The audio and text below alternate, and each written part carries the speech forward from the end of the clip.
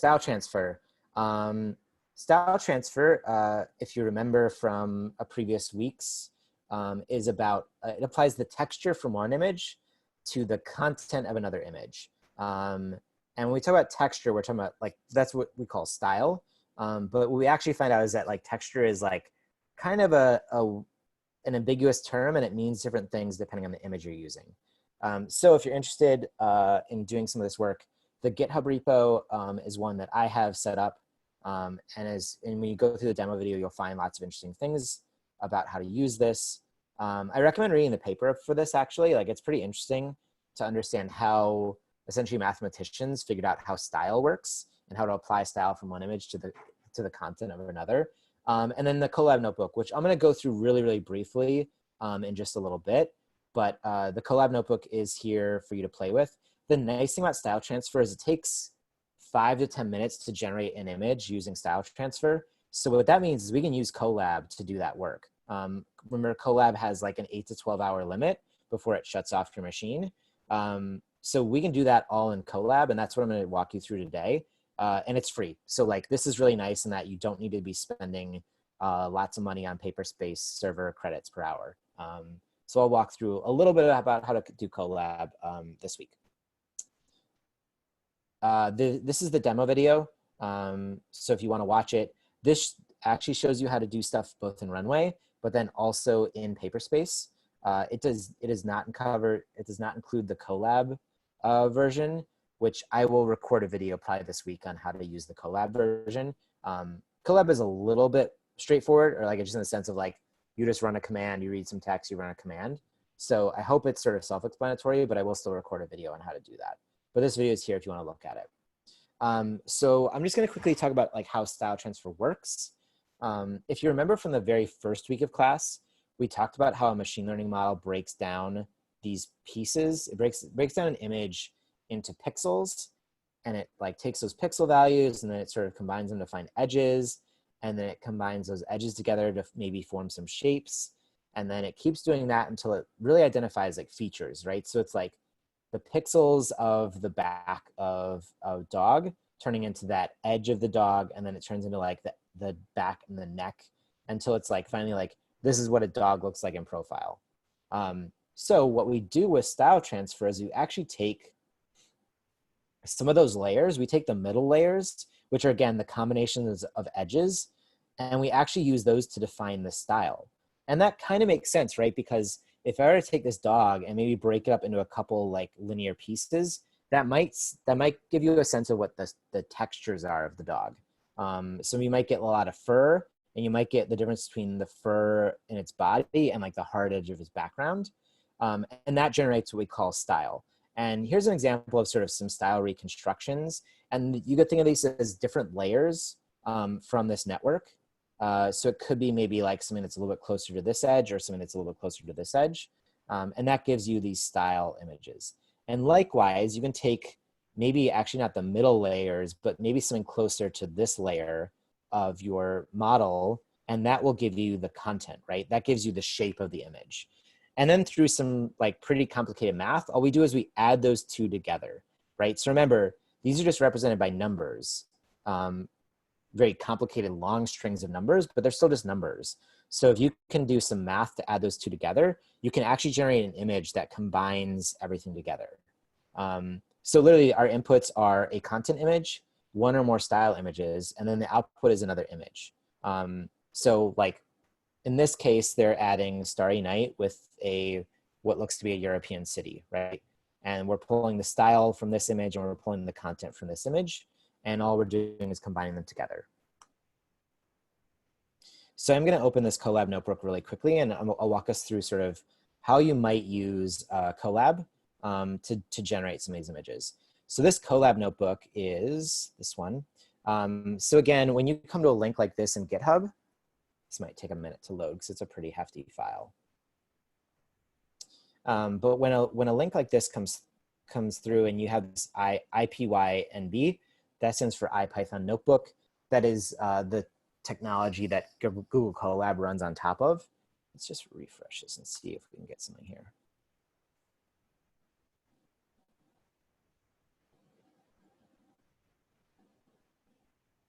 Okay, well, while that loads, I'll talk a little bit about this.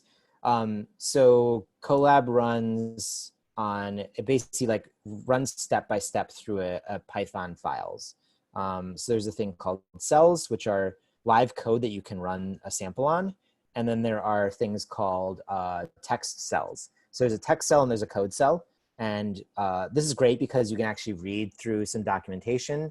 Then you can see the code cell beneath it. And you can run that code cell live on a server. And then you can go back and read some more. So this is kind of a nice way that people can do a little bit of learning while they're generating these things. This is not working, of course. No live demo ever works correctly. Let me go over here. I'm just going to open this and see if I have access to it from here.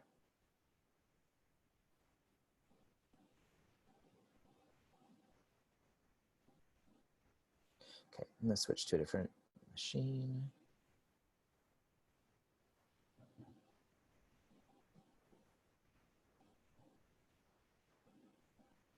There we go. So I'm just going to open this from here.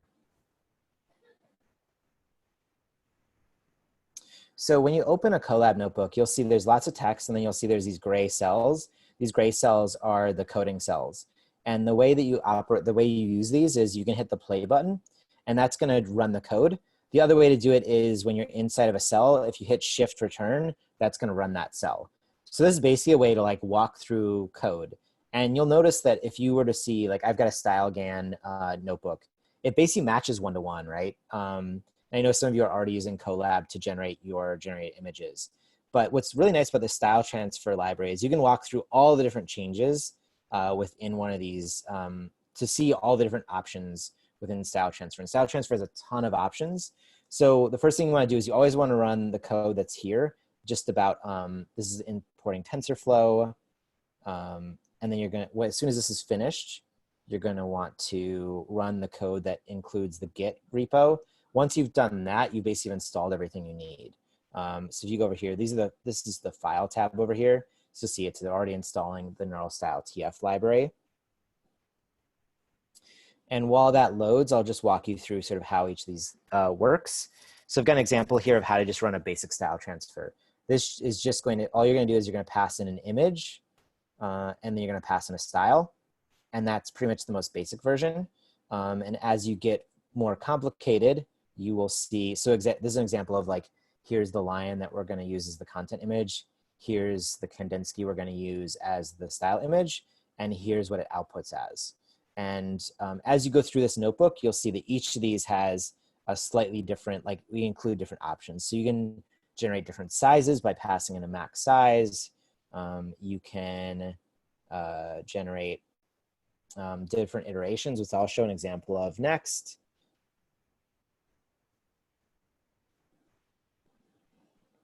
So this is an example of different iterations. So here's 100, here's 500, here's 800. You can change the name of the folder. So like I would just read through this just to see all the different things that I recommend. I spent a decent amount of time writing this, so there should be a ton of options and explanation in here.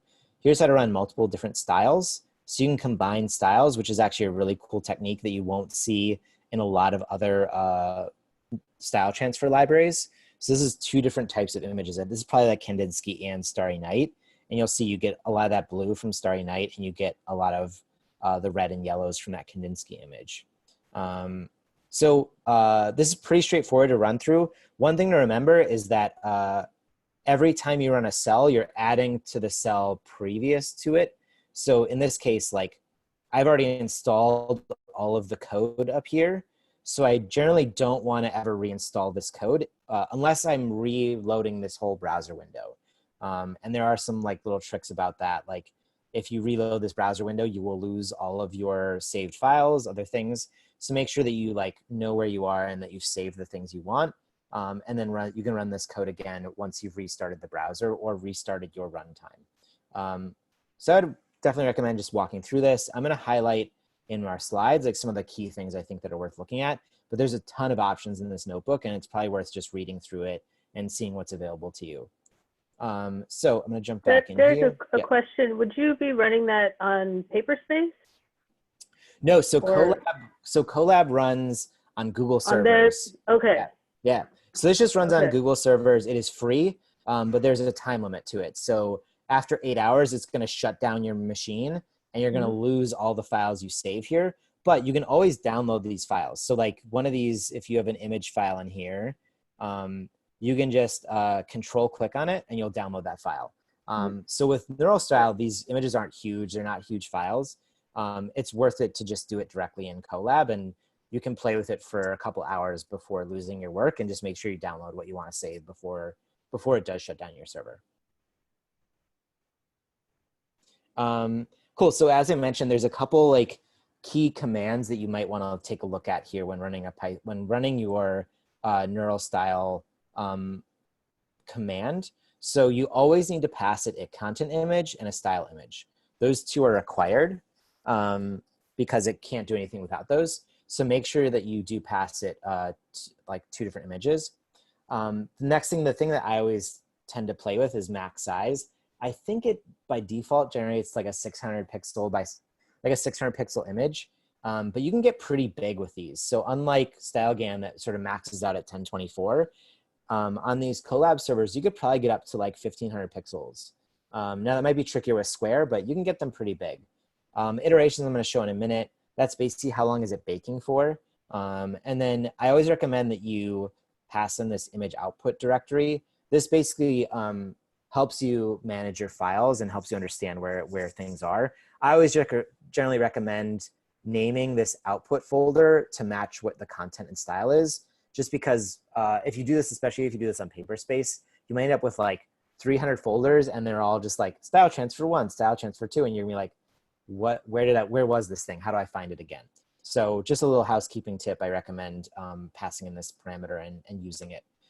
So iterations. Iterations are basically how many times it runs this machine learning process. And I sort of equate it to baking. It's like, again, you can underbake a thing, you can overbake a thing. But the truth is as the artist, it's sort of your call to just determine like what is best looking. So I'm going to step through like these iterations and we can sort of look at them as they change. So this is 100, this is 200, 300, 400, 500, 600, 700, 800. Did I do more than 800? Let's see. I might not have done more than 800. Yep, I didn't. Okay. So what you can sort of see is from 800 to 100, 100 has a lot more noise and maybe has a little bit more of this greenish color in it. And I would recommend checking out what the textures are like here and see how they change. So see how they change from like a little bit more colorful to like a little bit more sharper detail, but also maybe a loss of color. That can depend on the image you're using as the style image. I personally generally always default to about 400 or 500. That tends to be about the number of iterations I like. But you could crank this up to 3,000 and see what that looks like. I tend to find that it tends to like it's sort of that realism thing where it almost gets too realistic looking to the style image. And I'm like, sort of like, I don't really like it that much then at that level. The thing to know about iterations is that the number of iterations you use affects the speed or the time it takes to produce the image. So if you do it for 100 iterations, you can probably generate like a decent sized image in a minute or two. If you try to use 1,000 iterations, it might take 6 or 7 minutes to generate an image. Neural Style TF, which is the library you're using, is pretty slow, but what I like about it is that you get much crisper details. There are other libraries that you can use that will get you faster images produced, but I always find that they're blurry. They're not as nice of images. And actually in the demo video I actually show the runway produced style transfer images versus using this library. And I find that this library is way, way better in terms of what it produces. But explore with it, see what you think. So that's iterations. The next thing that you can do with this library is you can scale your style image. And this might be a little bit of a complicated thing to describe, but it's shown in the demo video, so I recommend looking at that. But basically imagine that the way that this works is it always scales both images to the same size. So say that you want more detail out of your style image, what you can do is you can actually scale that image down and it's going to pick up tinier little details in the style. So this is 1:1. This is 0.75. So the style image is 75% smaller than its normal size. And you'll see here it's picking up, like, you get a lot more detail in certain places. And then this is 0.5. So you'll see again, like now all the detail in this texture got a lot smaller. And maybe you want that, maybe you don't. It's sort of up to you as the artist. But then when we get down to 0.25, it actually like almost reads the individual shapes from this image as texture. So like there is a place where maybe it gets too small, and it just starts to read shapes as textures instead of actually picking up the texture of an image. So that is one thing to be careful of, but maybe that's also the look you want. So again, if I walk through this, like the default is always 1. I tend to make things smaller almost always, and I tend to find you get better details and more interesting details out of it. Like look how we go, if you look in this section especially, you'll see that there's some texture there, but like here it gets a little bit blurry, but now here it's like pretty well defined. You get a little bit of these nice strokes and then some like nice texture dapple details. And then it's gone as we hit this level of which it just starts to read things in a different way. You can also do things where you just get a mess of style. So this is what's called sort of texture generation. So you could take the texture from your style image and not generate a content image. Basically what you do is you pass in these two commands and you basically say like, I don't want any of the content, but I want a randomized noise seed essentially. And then you can generate these really cool texture looking patterns that kind of look trippy, but like it also depends kind of on what style image you're using. So this is kind of interesting just to sort of see like, what does the machine find as just purely texture? It's worth to sort of play with that and see what you get. This is an example of mixing two styles. So what you do is you pass in the style images, I think with comma separated, space separated works too. But the thing to remember is you also have to tell it what balance you want. So this is a command called style images weight. What you're saying is, how do I want to weight these two images? Do I want to weight them evenly, which would be 0.5 and 0.5? So imagine it's always out of 1, and I want these two to share the amount of usage in this image. So you would match that 50-50. That's what this image is. If I want to heavily weight it toward this red, black, and white and grayish like 3D image, I might up the weight on that image. And so if you look at the difference here, you'll see there's more of these blue and grayish textures and blackish textures. And then here we get a little bit more red. Now it's never gonna really feel like it's entirely all to 1 unless you set this to 0 and set this to 1, in which case you would just like eliminate this image entirely. But it's worth playing with just to sort of see the type of texture you wanna get out of these images. So I think what's interesting here is that like, if you notice here where there's a little bit more black and stuff, when I heavily weight it, it moves more toward blue, which is going to happen because there's more blue in this image, and it's looking more at the textures here. And then when this is the reverse. So this is where we heavily weight a little bit to this right image, and then this is where we weight more toward this left image. And that's pretty good because you can really see the difference there, where this one has a lot more reds, a lot more blues in it, some purples where it's like in the middle here. This goes heavily into like more black. And the textures become a lot more, sort of picks up a lot more of these like sort of curvaceous elements. And then the last thing you can do is you can also take the texture from an image, but then reapply the original colors from the other image. So this is like a cool technique where like now you're just getting style, but you're not picking up the color of the styled images. So again, there's like so many different options to play with within this library that I feel like I could spend like a whole week exploring different options with just a couple images to see what I can produce. And I'd say like generally like there was maybe a year where people were really into style transfers and exploring stuff, but I personally feel like we didn't explore it enough, and there's still a lot of opportunity to like look at interesting ways to generate these sort of images using style transfer. And then lastly, I want to talk about, you can do video with this. So this is an example of one of my StyleGAN models where I'm then applying style transfer on top of it. This technique cannot be done in Collab because it takes a long time to process this stuff. So again, remember if it takes 5 minutes to produce one still frame, and you have 1,000 frames, it's going to take 5,000 minutes to produce those frames, which is pretty intensive. So do know that the length of your video is going to matter. The steps for this, I am in the middle of recording a video for this. I actually ran into a couple issues, so I didn't get to finish it before class. But the steps for this are basically like you want to upload the video frames into this neural style transfer library. You want to put it in a specific folder, and you want to make sure it's numbered in a specific way. Once you have that folder up, you're going to need to do what's called, okay, so also before you start this, I highly recommend that you actually run some still images to find the settings you want. So for example, if you want to weight certain styles, like do that on a still image before doing it on a video, because again, if this only takes 5 minutes, you can do a bunch of iterations. If you're on a video and it like processes through all these frames, like you're gonna burn through a lot of time for an option you might not like. So definitely make sure that you run this once, like a couple times to find out what settings you wanna use, and then you can start through the transfer video steps. So the first thing you're gonna do is make this folder. The next thing you're gonna do is run what's called optical flow. This is its own machine learning model. And basically what it does is it learns the differences between frames in terms of like what has changed and what hasn't.